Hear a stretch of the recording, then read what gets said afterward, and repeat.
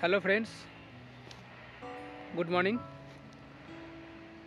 তোমাদের সাথে আমি একটা গুরুত্বপূর্ণ তথ্য শেয়ার করছি।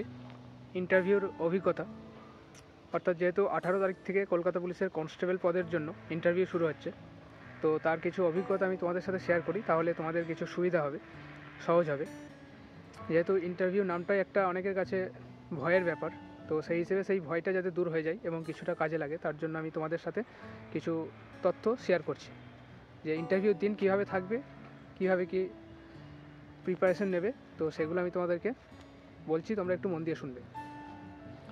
দেখো, ইন্টারভিউ মানে হচ্ছে এটা জাস্ট তোমার সাথে একটা ওরালি অর্থাৎ মৌখিক কথাবার্তা হবে এবং তোমার কিছু পার্সোনালিটি হয়তো স্যাররা দেখে নেবেন।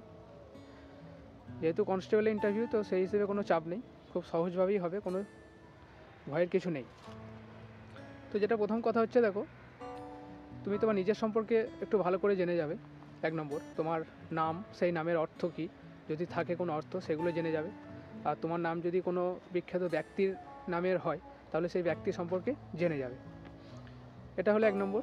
2 নম্বর হচ্ছে তোমার এডুকেশন, মানে তোমার কোয়ালিফিকেশন কী সেটা একটু জেনে যাবে। মাধ্যমিক, উচ্চ মাধ্যমিক, যদি গ্র্যাজুয়েশন হয় তাহলে গ্র্যাজুয়েশন যে সাবজেক্ট আছে সেটা সম্পর্কে একটু জেনে যাবে। বেসিক নলেজ থাকলেই হবে, সব কিছুই যে জানতে হবে এমন কোনো কথা নেই। যেটুকু জানবে সেটুকু বলবে, আর যদি না জানো তাহলে বলে দেবে, স্যার আমার এটা জানা নেই, সরি। 2 নম্বর হলো। 3 নম্বর হচ্ছে তোমার লোকালিটি, অর্থাৎ তুমি যে এরিয়ায় বসবাস করছো সেই এরিয়ায় যদি তোমার পাশাপাশি কোনো বিখ্যাত পার্সন অর্থাৎ বিখ্যাত ব্যক্তি থাকেন, ঐতিহাসিক ব্যক্তি, কোনো স্বাধীনতা সংগ্রামী, যদি কোনো ঐতিহাসিক প্লেস থাকে, তো সেটা সম্পর্কে তোমরা অবশ্যই জেনে যাবে। তোমার ডিস্ট্রিক্ট সম্পর্কে জেনে যাবে, ডিস্ট্রিক্টের ভৌগোলিক পরিবেশ, ওয়েস্ট বেঙ্গলের ভৌগোলিক পরিবেশ, তুমি কোন এরিয়ায় বসবাস করছো, পঞ্চায়েত না পৌরসভা, সেখানকার সম্পর্কে সেখানকার লোকালিটি সম্পর্কে জেনে যাবে। ঠিক আছে। আর 4 নম্বর হচ্ছে কি, যে কোনো জিকে প্রশ্ন হয়তো 2-1টা ধরতে পারে, বেসিক ইতিহাস থেকে হোক, ভূগোল থেকে হোক। যদি তোমার সাবজেক্ট অনুযায়ী হয়তো প্রশ্ন ধরতে পারে, যে তুমি কোন সাবজেক্টটা বেশি প্রেফার করো, সেই সাবজেক্ট থেকে হয়তো তোমাকে জিকে কিছু বেসিক নলেজ জানবে। 4 নম্বর হলো। 5 নম্বর হচ্ছে তোমার বাড়ির সম্পর্কে জানবে, মানে যেটা বললাম যে তোমার নিজের সম্পর্কে, তোমার বাবা মা কী করে এইসব। ঠিক আছে, তুমি কী করো, তুমি যদি কোনো কাজ করতে হয়তো কোনো কাজের মধ্যে যুক্ত আছো, সেই কাজটা সম্পর্কে হয়তো জিজ্ঞাসা করবে। ঠিক আছে, এই হলো। আর কি জানতে পারে তোমার, আর সেরকম কিছু জানবে না, এগুলোই খুব ইম্পর্টেন্ট। তো ইন্টারভিউতে এই ধরনের প্রশ্নগুলি হয়েছিল। আমি প্রায় 3-4টে ইন্টারভিউ দিয়েছি, তো সেই হিসেবে সেখান থেকেই বললাম যে এই ধরনের বেসিক প্রশ্নই হয়েছে। ম্যাক্সিমাম 4 মিনিট কি 5 মিনিট হয়তো ইন্টারভিউ হলে থাকবে।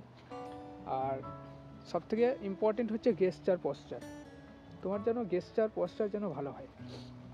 প্রথম যখন এন্ট্রি করবে, এন্ট্রি নেওয়ার সময় তুমি অবশ্যই অনুমতি নিয়ে ঢুকবে, আর তার সাথে অবশ্যই তুমি যখন তোমাকে ঢুকতে বলবেন তখন ওখানে গিয়ে থ্যাংক ইউ বা ধন্যবাদ জানাবে। বসার অনুমতি দিলে অবশ্যই বসবে, বসার অনুমতি না দিলে বসবে না। তখন তুমি নিজেই অনুমতি নিয়ে বসতে পারবে এবং বসার পর ধন্যবাদ বা থ্যাংক ইউ বলবে। তারপর একদম স্টিল, মানে বসে থাকবে, নর্মালি বসে থাকবে, কোনো রকম চাপের কিছু নেই, চুপচাপ বসে থাকবে, বেশি নড়াচড়া করবে না। ঠিক আছে, কোলের ওপর ফাইলটা রাখবে, রেখে বসবে। অনেক সময় ফাইল থাকে না, শুধু হাতে যাওয়া হয়। তারপর যে প্রশ্নগুলো করবে, তো সেই প্রশ্নগুলো তুমি নর্মালি উত্তর দেবে, যেগুলো পারবে সেগুলো বলবে, যেগুলো পারবে না বা হয়তো জানা নেই সেগুলো বলে দেবে, সরি স্যার আমার জানা নেই বা আমি এটা এই মুহূর্তে বলতে পারবো না। আর মুখের ধরনটা একটু যেন হাসি মুখ থাকে, যেন রাগি রাগি মুখ যেন না থাকে, একটু মুখের ভার্সনটা যেন ভালো হয়, দেখতে যেন মিষ্টি হয়, যেন স্যারদের যেন পছন্দ হয় এরকম। ঠিক আছে, তো ওটা অটোমেটিক চলে আসবে কথা বলতে বলতে। স্যাররাই বুঝতে পারবেন যখন তুমি নার্ভাস হয়ে যাবে, স্যাররাই তখন বুঝতে পারবে, তখন আবার তোমার সাথে ক্যাজুয়ালি কথাবার্তা বলতে লাগবে, যাতে তোমার মধ্যে সেই এনার্জিটা আসে বা সেই ভয়টা যাতে দূর হয়ে যায়। আর সেরকম কিছু প্রশ্ন হবে না আশা করছি। আর ড্রেস আপটা একটু বলে দিই, অবশ্যই ড্রেস আপটা একটু ভালো করতে হবে, যেহেতু প্রথম দেখনদারিটাই স্যাররা দেখবেন। ড্রেস আপ যেটা হচ্ছে, এক কালারের একটা শার্ট পরবে, ব্লু হোক হালকা নেভি ব্লু হোক, হোয়াইট হোক, হোয়াইটই পরা যায়, হোয়াইটের সাথে হালকা নেভি ব্লু অনেকে পরে, তার সাথে কালো কালো প্যান্ট পরতে হবে, কালো প্যান্ট, কালো লেদারের শ্যু, কালো বেল্ট। অবশ্যই শেভিং করবে, শেভিংটা সেই দিনই করবে সকালবেলা যেদিন ইন্টারভিউ দিতে যাবে।